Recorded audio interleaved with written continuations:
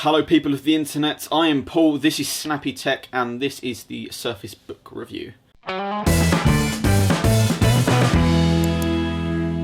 I guess let's get started with an overview of the device and its I/O. On the tablet portion, it is a bit lacking. It does have a headphone port, so beat some things out there. However, it would have been nice to see something else on there. On one side of the keyboard base, there are two USB-A ports and an SD card reader, which is very nice to see.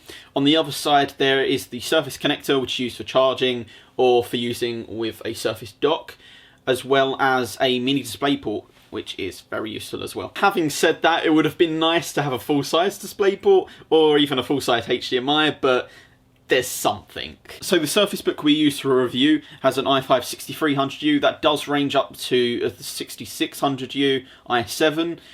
Ours has an 8GB of RAM, which is also configurable up to 16, and storage is 256GB up to 1TB. This is all accompanied by a mystery NVIDIA GPU, which is present in all but the base i5 128GB model. This GPU is similar to the 940M, but not quite. It's still unknown what it actually is because it's custom. So now we've got all that stuff out of the way, let's go on to something that's not on a product page. The all-metal housing that surrounds this product gives the product a real premium feel, which is really nice to see. It makes it really strong, but also it does make it kind of heavy, especially for something that's meant to be used as a tablet occasionally. The tablet portion with all of the storage, the processor and all that stuff up in that side of the product does make it a bit heavy for use as a tablet. This top heaviness does create a little bit of a problem when you're trying to use it as a laptop, because it's quite easy just to flick it up a little bit and it suddenly just goes straight back.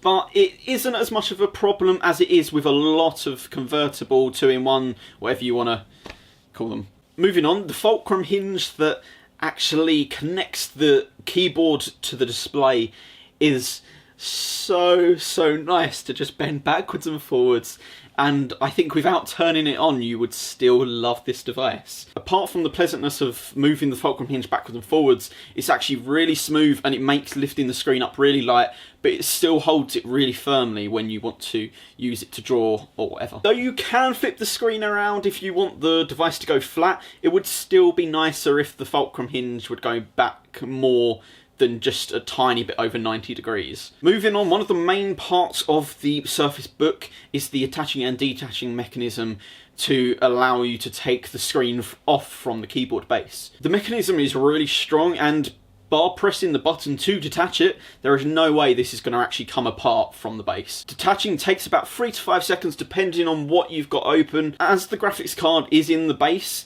it does occasionally need to switch things over from the graphics card to the integrated graphics, but still it only takes a few seconds to switch. Reattaching the screen to the base does take a bit of getting used to, but once you get used to lining up the pegs with the screen, it isn't too much of an issue. Now to talk about the display. Wow, the resolution is 3000 by 2000 and looks absolutely amazing. Using a 3:2 aspect ratio does give you a little bit of extra workroom, which is really useful, but it looks really nice, which is just awesome. Also, the webcam built in is actually pretty good. The audio of it is really clear, not too much background noise. The video is also pretty clear without too much background noise, and the speakers on the device are actually quite good. However, a little bit more bass would be nice if you were gonna really listen to music and stuff, but still pretty good. And probably part of the reason why the speakers are so good is because they're actually facing at you, which is something they've done right, which so many people seem to still not do. Not only does the screen look great, but the touchscreen with the pen actually works really well. I have used Surface Pro devices in the past, but this is the first one I've actually owned myself and had a proper time to use the writing and the drawing. The palm rejection on the device is really good, so writing on it actually feels really genuine. It's the easiest way to explain it. It's the closest feeling to paper that you can get without actually writing on paper. And somehow all of this comes together to mean that even my drawing doesn't actually look that bad. Something else that's actually included with the Surface Book is the webcam actually has depth sensing. This means that you can use facial recognition with Windows Hello, which is so nice. It means that as I turn it on, I just let it aim towards my face and it logs in practically automatically without me doing anything. So it's so useful, and any laptop that has it is just awesome. Also, it actually became a feature which I think if I used the laptop without it now, it would actually be super weird to not just let it automatically log me in. And finally, some bad points about the device. Shortly after the Windows Anniversary update, back in, I think it was December, January time, I was having some crashing issues. Every now and then, probably about half the times I would attach the device or detach the device, it would suddenly blue screen and crash. This was an issue that I got sorted out pretty quickly though. I went on to speak with Microsoft support, they took control of the device, and within about 5-10 minutes it was all fixed without me having to do more than press a few buttons to let them fix it for me. So my one proper experience with Microsoft support has actually been really good. So if you ever have a problem with a Microsoft device, don't hesitate.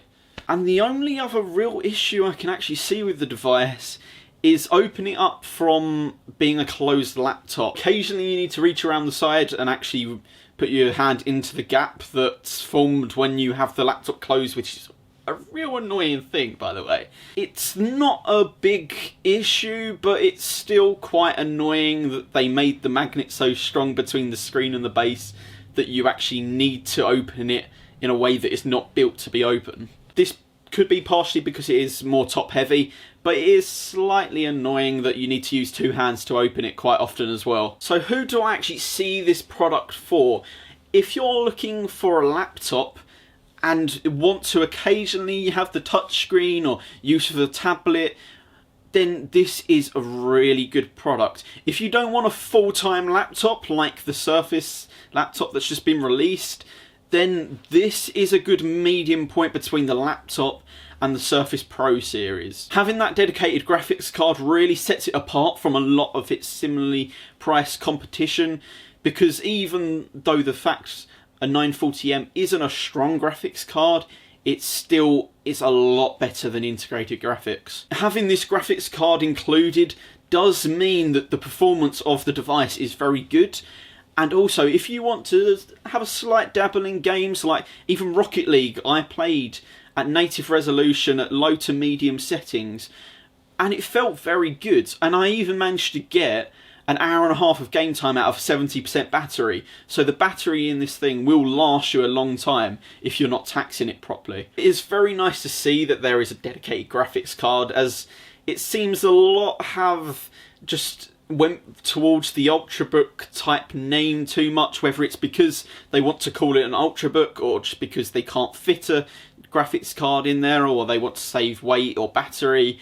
But this manages to get a lot of battery with a decent amount of performance too. It's not a video rendering machine, so you're not going to be able to replace your computer with it, but for light daily use or even just light photo work, then it can work very well for that. And especially with such a great touchscreen and the pen, photo work would be very good on this. So if you want a device that can replace your laptop but also be used as a tablet, though slightly heavy as a tablet, so I wouldn't recommend a full-time use as a tablet, then this is a very good device for you. And as previously mentioned, it is a really good medium between the Pro series and the newly announced Surface laptop. So with a great build, great battery, great screen, and decent performance as well, then this is a very good device and I can recommend it. Even though it's been out for a year and a half now, it is still perfectly valid in the current lineup of laptops. It is worth mentioning though, Microsoft do have an event coming up on the 23rd of May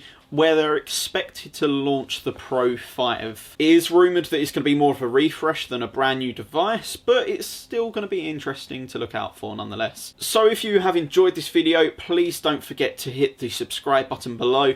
with the Surface Book, we're actually doing a video soon where we put Android on it, so subscribe and make sure that you see that video. Also, don't forget to hit like, share, follow us on Twitter, follow me on Twitter. So around me there's going to be a bunch of buttons. There's a most recent video that we've done, one recommended by YouTube, and also hit that subscribe button there if you don't want to hit it below. So hit all these fabulous buttons, and until next time, I have been Paul, this has been Snappy-Tech, and peace.